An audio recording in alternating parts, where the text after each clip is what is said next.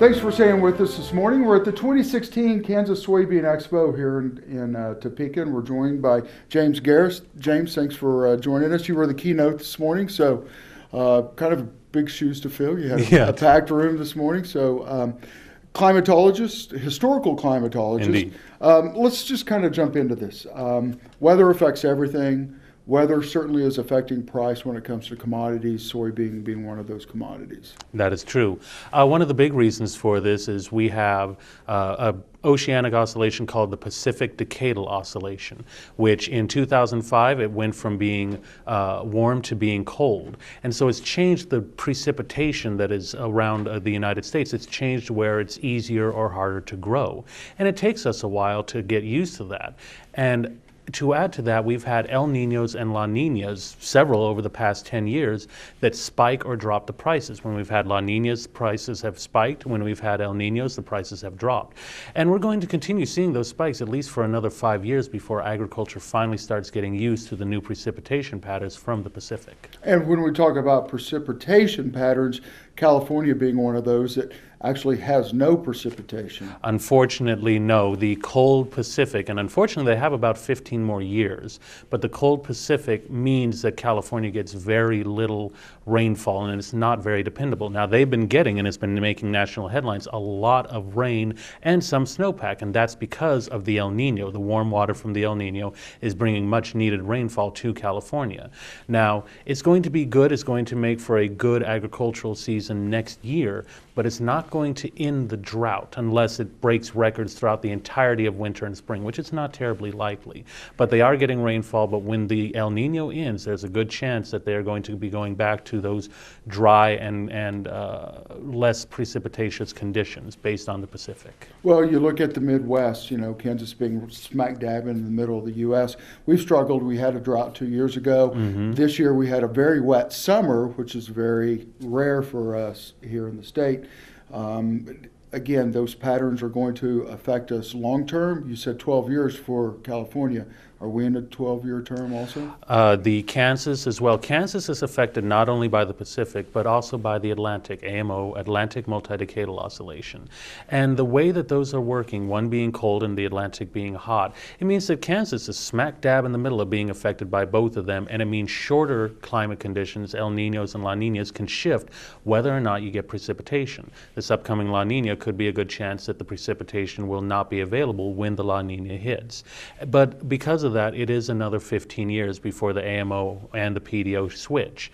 But then you're going to have weather conditions more akin to the 1980s and early 1990s. So if that was good in that time, which I believe it was much better at that point, that means good news. It's just a while away. Perfect. We're going to take a quick break, and when we come back, we're going to finish speaking with James. You're watching Kansas Ag Report. This segment brought to you by Farm Bureau, a grassroots ag organization representing the state's farmers and ranchers since 1919. KFB.org. Oldie Seed Farms, carrying soil-specific seed. Find them on the web at oldieseed.com. That's OHLDE seed.com. Grass and Grain, online or in the mail, keeping Kansas farmers informed for over 60 years. Grassandgrain.com. Kansas Wheat Commission, leaders in the adoption of profitable innovations for wheat. Online at kswheat.com.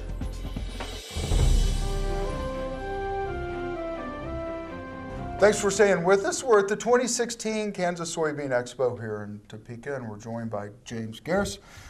Again, thank you for staying with us. Climatologist, historical climatologist. I think I got that right. Yep. I get to talk to a lot of very interesting people with my job, and you're my first historical climatologist. So, anyways, let's jump into this.